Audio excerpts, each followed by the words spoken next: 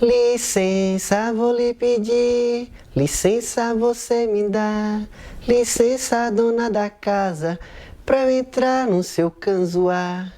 Canzoá, para as religiões de matriz africana, significa casa, um lugar sagrado. Esse é meu pedido de licença para entrar na casa de cada um e de cada uma. Eu sou o William Dejan, mais conhecido como Jan. Sou fotógrafo, produtor audiovisual, sou professor de história e sou formado pela Associação Grande Luiz Griot. Coordeno uma TV comunitária chamada TV Griot e estarei sendo o facilitador da oficina de fotografia de vocês. Em nossas aulas, abordaremos vários assuntos, faremos exercícios, estudaremos a história da fotografia, mas para além de um registro fotográfico, a gente vai entender a fotografia como arte e como meio de transformação e luta social, né? Vamos ver um pouco sobre a história da fotografia. Registrar momentos especiais sempre foi uma das fixações do homem, desde a antiguidade. E cá entre nós, nada melhor do que a fotografia para isso. O primeiro rascunho que se tem dela surgiu por volta de 350 a.C., quando o filósofo grego Aristóteles criou uma câmera escura que permitia visualizar eclipses solares sem prejudicar os olhos. Já a primeira impressão fotográfica só foi, digamos, batida em 1826, um borrão impresso em uma chapa de alumínio. Logo o processo foi aprimorado por um francês, Louis Daguerre, autor de uma engenhoca que em 1839 veio parar no Brasil. E pelas mãos de ninguém mais, ninguém menos que Dom Pedro II, um apaixonado por fotografia e difusor por aqui do que logo se transformaria em arte. Mas um problema, a tal engenhoca não fazia cópias. Isso só foi resolvido em 1841, dessa vez por um inglês, que conseguiu transferir imagens para folhas de papel. 3 anos depois, foi publicado o primeiro livro com fotografias. E a partir de então, as investigações se concentraram em conseguir um papel suficientemente sensível para imprimir negativos, até a descoberta da celulóide. E em 1888, a Revolução.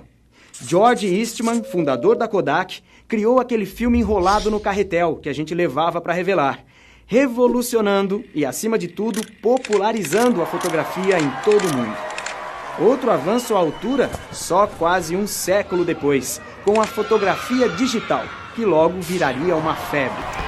O que é fotografia, né? A gente pegando a palavra fotografia, então do latim, foto significa luz, grafia, escrita. Então fotografia é escrever com a luz, a escrita da luz. Então estamos aqui para aprender a escrever com a luz. A gente assistiu o filme que conta, né, como surgiu a lógica do registro fotográfico, das câmeras fotográficas, que parte desse princípio de uma câmera, de um lugar escuro, com uma entrada única, né, de luz. Então eu tenho aqui em minhas mãos uma câmera fotográfica dessa antiga, que eu queimava bastante filmes de minha mãe, com que ela representa isso, né? É uma câmera, uma caixa, né, escura, não entra luz por lugar nenhum, e tem apenas uma entrada de luz, que é a lente, né? E dentro dela, para quem não teve essa experiência de utilizar uma câmera dessa, ela é mais ou menos assim. Aqui ficava o filme, né? Ficava o rolo do filme. Essa película, ela era esticada até essa outra base. E aqui é onde a luz entra. Então, a cada clique, a luz entra e é registrada nessa película. E ela vai sendo enrolada aqui, até acabar a quantidade de clique. Depois você vai enrolar novamente o filme e você vai levar para um lugar para um lugar para revelar. Aí você ia descobrir o que é que você fez. Hoje em dia a gente tem outra facilidade, porque com essa câmera você só ia ter o resultado da sua foto depois de você ter dado todos os cliques, e para o processo de revelar, você ia ver se a sua série boa, se era estourada, se não. Hoje em dia a gente tem uma vantagem com a fotografia digital. No mesmo momento que você bate a foto, você já consegue ver. Então você já sabe se a foto está boa, está do jeito que você quer, ou você quer fazer outra foto. Isso também traz uma consequência, Porque antigamente você tinha que pensar bastante no que você vai fotografar e como você vai fotografar. Hoje em dia a gente só clica. Você faz mais de 1000 cliques em uma viagem. Quando você vai selecionar, você tem 10, 15, 20 fotos que realmente ficou legal. Porque coloca a gente num lugar de conforto de poder fazer vários cliques e depois selecionar. Antigamente não, você tinha um limite de cliques, você tinha ali 30, 36 cliques. Então é esse convite que eu também quero trazer para vocês. Antes da gente clicar, a gente visualizar a foto e visualizar o que a gente quer fazer, como a gente quer fazer. E a última coisa que a gente vai fazer vai ser tocar na câmera e dar o clique. Agora, vamos falar sobre o tripé da fotografia. Tripé, não estou falando de tripé que está segurando a câmera, mas é a base que toda câmera tem. Seu celular tem, minha câmera tem, meu celular também tem. As câmeras mais antigas sempre teve, que é a acessibilidade do sensor ou do filme. Antigamente era filme, hoje as câmeras atuais é o sensor digital. A sensibilidade desse sensor ou filme à luz, a abertura do diafragma, que é a abertura que a lente possibilita, né, de entrada de luz. Então, se você fecha, vai entrar menos luz, se você abre, entra mais luz nesse sensor. E outra coisa muito importante que é a velocidade de obturação. Não é a velocidade que o dentista trabalha, é a velocidade que uma cortina que tem dentro da câmera, ela permite a luz entrar, bater no sensor ou no filme, registrar e fechar. Então, é o tempo que o seu sensor ou seu filme vai ficar exposto à luz. Outra coisa fundamental desse tripé, né, da fotografia é o ISO, que antes se chamava ASA, né? Aí está falando da acessibilidade do sensor ou do filme à luz. Você tem que imaginar a condição que você vai fotografar. Então, antigamente, minha mãe ia comigo para o Rio. O Rio é um lugar que a gente vai durante o dia, tem bastante luz. Então, ela comprava o filme, né, o filme fotográfico, com ASA 100. E você não conseguia mudar isso, né? Então, ela sabia que esse filme era para ser fotografado durante o dia. Porque tem muita luz, ele não precisa estar acessível. Se ele estiver acessível, a luz vai estragar ele, né? Então, mais luz, o ISO menor. E se eu estou à noite, pouca luz, eu vou aumentar a acessibilidade, porque eu quero captar mais luz, porque eu tenho pouca, então ele tem que ficar mais sensível. Então agora vamos falar, né, e exemplificar a abertura do diafragma, que isso tem relação com a lente. Então é o tamanho do canal que está passando a luz. Vamos visualizar, né, como é essa abertura do diafragma. Aqui eu estou com o diafragma da lente aberto no máximo. Aí eu vou fazer o exemplo fechando, né? O que é que acontece dentro da lente. Aí vocês podem visualizar. Então, aqui quando eu fecho, o que é que está acontecendo? Eu estou diminuindo a quantidade de luz que está entrando no sensor. E também tem outro resultado na foto. Quando eu fecho o diafragma, eu consigo ter uma área focal maior. É o exemplo dos nossos olhos. Quando a gente quer enxergar mais longe, a gente aperta o olho, né? Então aqui funciona mais ou menos nessa mesma lógica. E quando você abre, você tem uma área focal menor. Então você consegue fazer aquelas fotos com fundo desfocado. E ganha também mais luz, porque está passando, o canal aumentou, passa mais luz. Nas câmeras, vocês vão ver que isso é medido com F. Tem um F, aí vai ter lá F 2.8, F 5.6, a depender da lente. Então, para vocês terem na mente, quanto menor o número do F, maior vai ser a abertura. Quanto maior o número, menor vai ser a abertura. Aqui, por exemplo, eu estou em F22, então fechou. E aí eu vou abrir para F 1.6, abriu.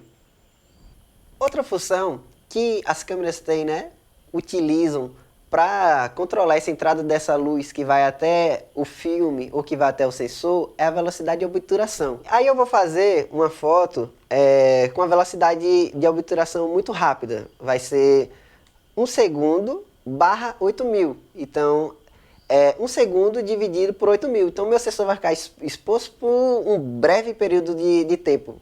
Então, com essa velocidade eu consigo congelar uma pessoa correndo, um animal correndo, ou até carros em velocidade, a depender da velocidade. Então, quando eu clicar, o sensor vai abrir e rapidamente ele vai fechar. Então, nesse período que ele abriu, a luz entrou, fechou, congelou. Vou clicar agora. Aí vocês conseguem perceber a cortina abrindo e fechando. Agora eu vou fazer uma velocidade mais lenta. Vou deixar meu sensor mais tempo exposto, que a gente chama de longa exposição. Vou fazer agora com 3 segundos de exposição. Abriu, e aí depois de 3 segundos, a cortina fecha. Então são 3 segundos registrando a luz e o movimento. Então para isso você precisa de um tripé, senão a câmera mexe e você vai borrar a foto. E você precisa de objetos também sem movimentos. Ou é usado bastante a longa exposição em fotos, como eu vou estar mostrando também algumas fotos minhas, fotos de cachoeira, que você faz aquele efeito, o famoso, né? O véu de noiva. Então eu tenho várias fotos que vocês podem estar observando que eu usei essa técnica de longa exposição. Todas essas fotos foram feitas com tripé. Ou aqui na Chapada, quando a gente não tem um tripé da natureza, a gente chama de tripedra, que a gente apoia também nas pedras. Composição, para você montar uma foto, é como se fosse, imagina uma mesa de bolo, que você vai ter ali na mesa o principal, que é o seu objeto principal da cena, o bolo, e você vai fazer a composição com os docinhos, com salgados, e algo que dê sentido. Então, eu tenho essa câmera, uma Pentax. A Pentax ela foi lançada há muito tempo, 1965. E eu vou fazer uma composição aqui, rápido, montar uma composição. Esse é um exercício que eu também vou propor para vocês fazerem. Então eu trouxe algumas coisas que para mim faz sentido e tem relação com a câmera, para a gente não fazer uma foto apenas com a câmera. Então, mexendo em minhas coisas, eu achei, né, fotos minhas quando criança, e a foto, né, ela tem essa relação com essas câmeras antigas de filme, onde a gente imprimia, revelava, né, as fotos, não era apenas as fotos digitais como é hoje, né.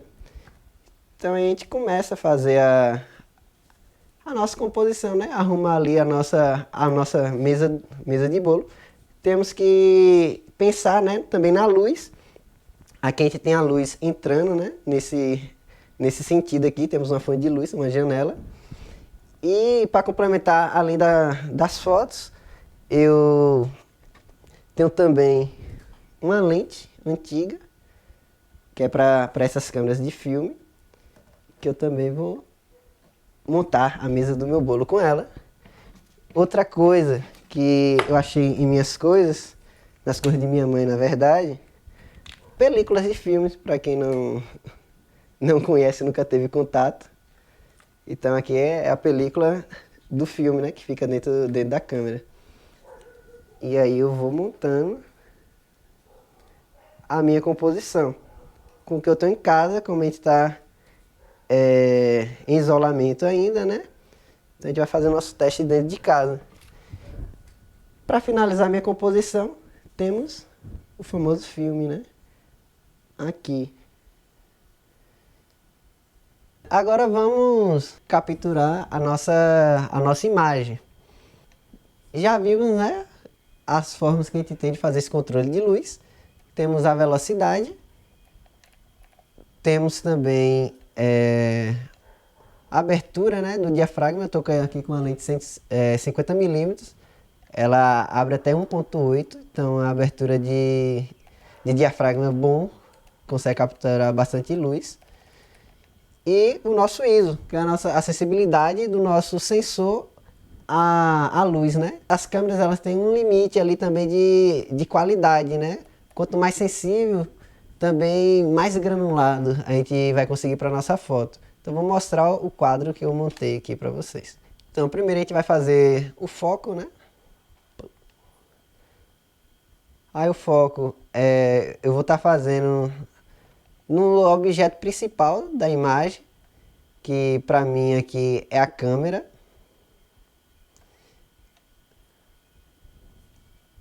e vou estar montando o meu enquadramento. Então, aqui, pelas regras dos textos, você pode observar na tela, né? Tem algumas linhas. Essas linhas dividem a tela em 3 partes. Então, divide em 3 partes na horizontal e 3 partes na vertical. Onde essas linhas se cruzam são os pontos onde o olhar, né, vai primeiro na foto. Então, eu vou dar destaque ao objeto principal. Vou botar o meu objeto principal entre esses pontos. Então, você pode perceber que o objeto principal, a câmera, né, ela está exatamente nos 2 pontos.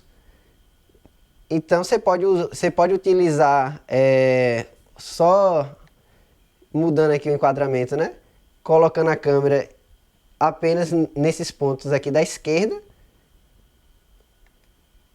Ou igual eu estou fazendo aqui, que eu estou dando muito mais destaque, utilizando os pontos da esquerda e os pontos da direita na câmera e a minha composição, né? O filme, a câmera, a foto, que são elementos que faz sentido com essas câmeras fotográficas mais antigas, essas câmeras de filme. Aí eu vou fazer o clique e vou mostrar para vocês a foto como ficou. Então vamos analisar a configuração da nossa foto, né? E o que isso proporciona. Então temos uma abertura de 1.8, então o diafragma está bastante aberto. Então lembrando, né? Quando, fazendo referência à nossa pupila, quando ela dilata, a gente não consegue ter uma área focal grande. Isso é exemplo quando a pessoa lhe chama, ela está longe, né? O que a gente faz para conseguir enxergar mais longe? A gente fecha o olho, aperta o olho, né? Para conseguir enxergar aquela pessoa que gritou, você bateu a mão por educação, mas não sabe quem é. Para você enxergar mais longe. No caso, quando a pupila está dilatada, a gente tem uma área focal menor. Então você percebe que o fundo da nossa foto está totalmente dessocado. Isso porque a nossa abertura, a abertura do diafragma, está bem aberta. Temos a velocidade aqui de 1/320, então 1 segundo dividido por 320. Então a velocidade razoavelmente rápida, né? Então, como os objetos estão parados, daria para a gente usar até uma velocidade menor. E temos o ISO, que é a nossa sensibilidade à luz, pela questão da luz aqui, que a luz está caindo, estamos no final de tarde, eu estou usando 5000. A câmera que eu estou usando, ela me possibilita usar 5000 sem muitos ruídos, mas se você aproximar, você dá o zoom na foto, você vai conseguir perceber que essa foto ela já começa a ter alguns granulados, né, na foto, então você perde qualidade. Mas a importância do fotógrafo é isso, porque a câmera ela vai fazer toda essa configuração no automático. Essa configuração de velocidade, abertura de diafragma e do ISO no automático. Mas o fotógrafo ele pode decidir o que é a prioridade para ele. Se sua prioridade é congelar o objeto, você começa a configurar a sua câmera pela velocidade. Porque se a velocidade estiver lenta, o objeto está em movimento, ele vai sair borrado. Quem nunca tirou uma foto à noite, né? A pessoa estava andando, se movimentando, ficou parecendo um fantasma. Então é isso, porque a câmera, para conseguir capturar mais luz, ela deixou o sensor mais tempo exposto. E a pessoa estava em movimento, essa foto, vamos dizer que ela borrou. Então, para você congelar o objeto, aumenta a velocidade. E se você quer com fundo dessocado, quer ganhar mais luz, você pode abrir a abertura do diafragma o máximo que possível. E o ISO você vai fazer essa compensação, a depender da quantidade de luz que você tem no ambiente. Se é uma luz natural do sol, que nos abençoa aí, né? 12 horas do dia a gente tem essa luz gratuita, ou alguma luz artificial. Com a câmera do celular também é possível você fazer fotos e ter esse controle de luz. Algumas câmeras de celular ela vai ter um EV. Aí vai ter lá mais 1, mais 2, seria mais um ponto de luz, mais um ponto de luz, ou se não menos um ponto de luz, ou mais um ponto de luz. Aqui eu consigo ter esse controle. Eu clico para fazer o foco, e aqui eu consigo descer, escurecer minha foto, ou dar mais luz. Alguns celulares têm a função que seria o modo Pro, que seria como se fosse equivalente ao modo manual das câmeras. Então aqui eu consigo controlar o foco, né? da câmera do celular. Então aqui eu vou ajustar o foco. Eu consigo controlar a velocidade do obturador, né? Então aqui se eu aumento, ó, tá em 1/1000. Então seria 1 segundo dividido por 1000. Então é uma velocidade muito rápida, vai entrar pouca luz. Como estamos aqui já à noite, então não é a velocidade ideal. Como meu objeto está parado, então eu posso aumentar essa velocidade. Então eu vou deixar aqui 1/60. Então 1 segundo dividido por 60 de velocidade. E posso configurar também o ISO, né? Então se eu desço o ISO aqui em 100, fica bastante escuro. Então no caso que eu sou obrigado a aumentar o ISO, que eu vou ganhar mais luz. Vou deixar o sensor mais sensível. E o que também vai fazer também minha foto ficar granulada. Então aqui eu estou usando 3200 de ISO. Agora eu vou clicar, fazer a foto. Aí você pode perceber na foto, né, que tem um nível de granulamento. Então quando você vai perceber aí na parte de trás dela que a foto está um pouco granulada. Se você quer uma foto com mais qualidade, você precisa de iluminação, você precisa botar o ISO mais baixo. Mas vai ter momentos da vida do fotógrafo que você vai ter que optar, ou registrar o momento, ou você granular um pouco a foto. E você pode fazer também correções, diminuir esse nível de granulamento na edição, que a gente também vai ver na aula de tratamento de imagem, que eu também vou facilitar. Então, depois dessa amostra, né, desse exercício de composição, eu quero que vocês entendam que fotografia não é um bicho de 7 cabeças. Você não precisa ter o melhor equipamento, você não precisa ter as melhores coisas para poder produzir, fazer foto, pensar, sentir, expressar o seu sentimento em fotografia. Então eu queria fazer esse convite, né, para vocês, para cada um, aí pode ser dentro de sua casa mesmo, com os elementos, um elemento que lhe toque, pode ser um elemento da infância, coisas que tenha em sua casa, a gente montar em um ambiente ali, um ambiente pequeno, um enquadramento, essa composição, a gente fazer a composição desse bolo, pensar a luz, como essa luz vai incidir no objeto.